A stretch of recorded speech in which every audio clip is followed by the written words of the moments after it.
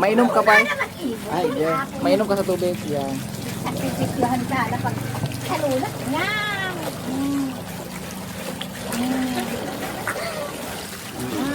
Mga tangkulo mong arang ka bakit-bakit. Ayan. Ay, hindi ka daw yun. Ano po lasa niyan pa? Maray rahay. Ikaw na siya na magdamit ka nga. Nagmaraman mo kung ano. Ano po ang kagandahan dito? Sa Maynila po baga nagkakaroon ng shortage sa water, iwang water crisis. Dito po sa probinsya, ano pong Wala, kagandahan? dahil konti ang tao dito. Iyo po, tapos Malinis na Anong talaga na ito? Wala? ilan po ang ano po tawag niyan? Flowing. Flowing, free flowing. free flowing. Ilan po ang meron dito sa San Jose na free flowing? Ay ba?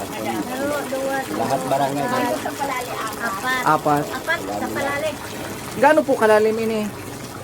Pero kung nagdapan. Gaano kalalim? Ilang tubo po ang ano? Mga 10-20.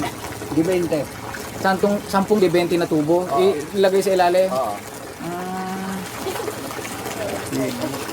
Gaano na po katagal ini? Ano na? Pero matong taon na. Ay, na.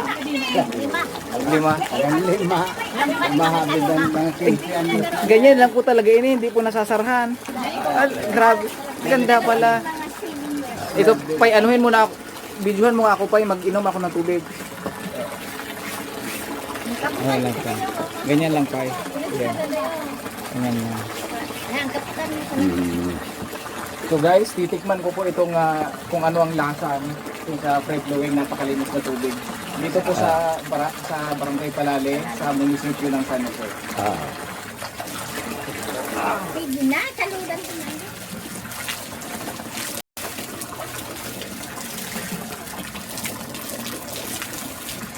Sarap. Walang halong chemical, ano? Oo. Gaya ng ginagawa ng Puro. iba na tinitreat yung water, yung tubig. Oo. Gaya ng Nawasa, Maynila. Ito po, natural na natural. Masarap ang tubig. Walang halong chemical. Dahil galing po ito sa pinakailalim ng lupa. 20 mahabang tubo ang ginamit po dito sa ilalim. So hindi, kung magtataka kayo guys, hindi po ito nasasarahan na. Tuloy-tuloy lang po ito. Tuloy-tuloy lang po ang Night and buhos, days. ang agos ng tubig o buhos ng tubig. Ito po ang kagandahan dito sa probinsya. Dapat kinabangan ko na natin pang ano.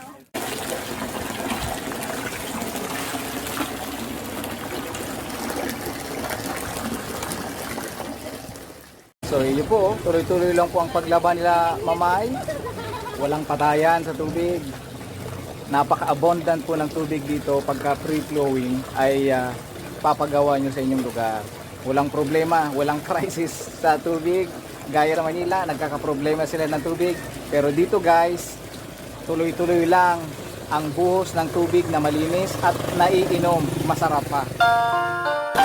Ito po ang kagandahan talaga sa probinsya. Kasi wala ngayon yung ano, yung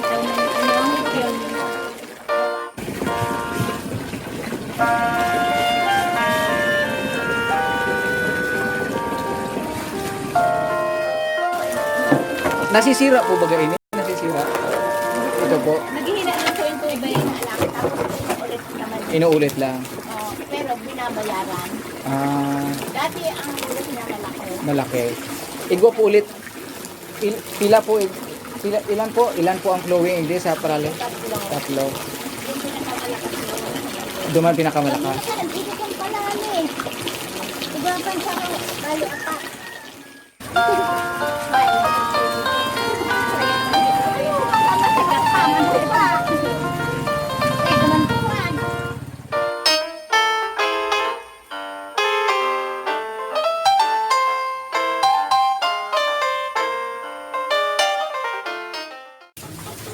So ito po ang isa pang flowing, napakalakas na buhos ng tubig.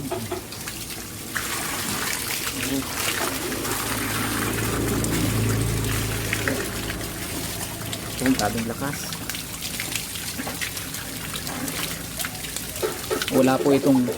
Wala po itong patayan guys. Tuloy-tuloy lang po ang buhos nitong tubig na ito. Malinis po ito at naiinom pa.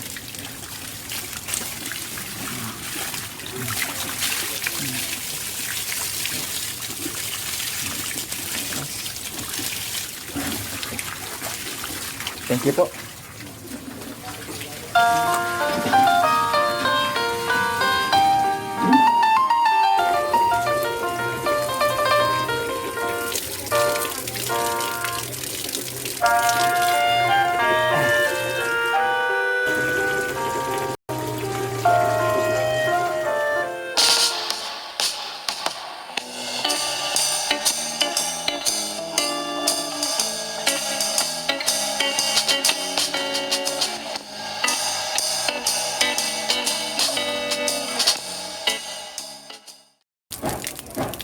Kung inyo pong naalala kanina dun sa mga pinuntahan nating free-flowing, wala po siyang ganito, wala pong nilalagay na gripo. Pero dito, nilalagyan po nila ng gripo para maisasara po.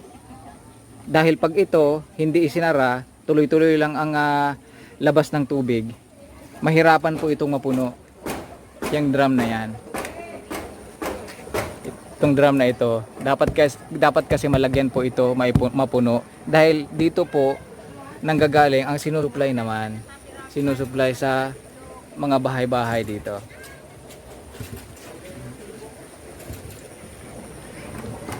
So ito yung dalawang tubo. So ito yung dalawang malalaking tubo ano. Ang nagsusupply ng tubig dito. Dito sa tangke na ito. Kaya dapat talaga malagyan ito ng gripo para naisasara siya para makaakyat po ang tubig. Makaakyat ang tubig dun sa tangke, mapuno.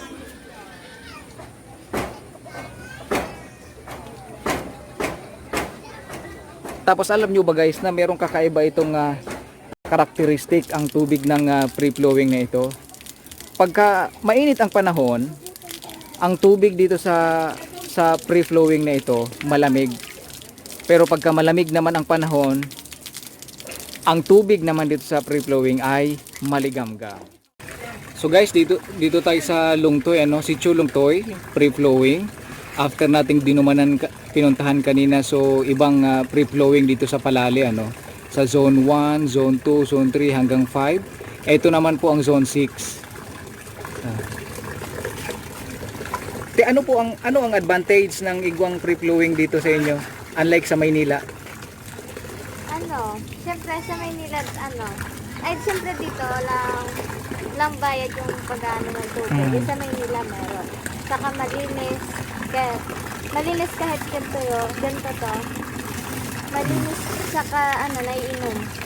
Unlike naman sa Maynila na kailangan magtipid talaga ng tubig. Motor parang labahan ni baby. Kasi ibang binibiling inumin na tubig, tinitreat po ba yung tubig, nalagyan ng chlorine.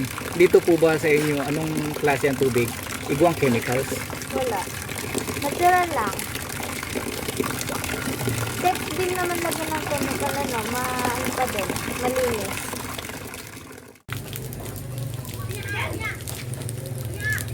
Sarap talaga sa pagkaalam ko yun na ito ang pure mineral water.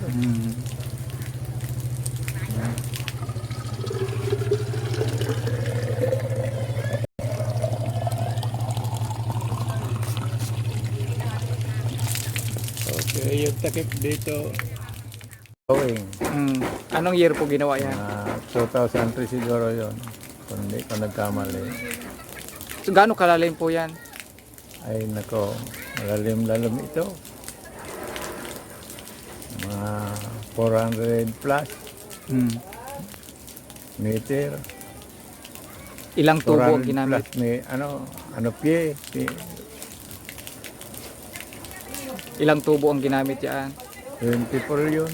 24 pieces na di 20. Nasa 400 plus may 400 plus pie. Ganong kalaki ang pakinabang niyang free flowing na yan dito sa Ayun na mga tao? Napaka-importante ito. Mahalagang malagay sa amin ito dahil wala baga kami ditong na source of kuyan, yung potable water, iniinuman. Umiigib pa kami sa bayan. Noon wala pa ito. Napakalaging halaga ito sa amin. Hindi pala magkapareho ng ano, ng tubo ginamit, bilang ng tubong ginamit sa ibang lugar. Meron, konti lang. Mayroon konti lang. Pero dito, pinakamarami dito. Hindi pinakamarami dahil malalim ito kumpara sa iba. Gaano katagal itong ginawa? More or less 1 month. Tagal-tagal ito ginawa. Magkano kaya ang ano niya nagastos nung pinagawa yung free-flowing? Noon 2003, mga budget dito sa binigay ni Congressman sa barangay, ang tao 180,000. Ang ano niya, sarong free-flowing pag magsigibo. Noon pa yun sa 2003. Ilan po ang mga ano digdi free-flowing sa San Jose?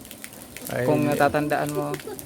Ay di ko mabilang-bilang dahil dito sa partido area, halos lahat ng barangay mayroon 7, mayroon 5. Dito sa barangay Palali, siguro 5 dito ang free-flowing sa barangay Palali. Halos bawat zona mayroon.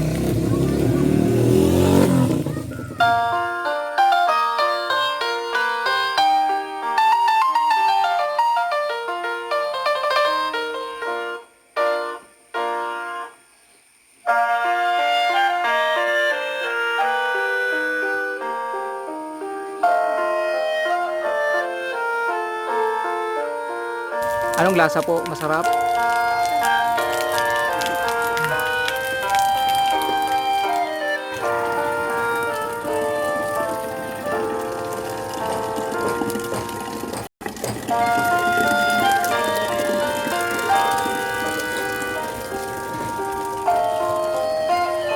Takpan mo ha. Ang puno na.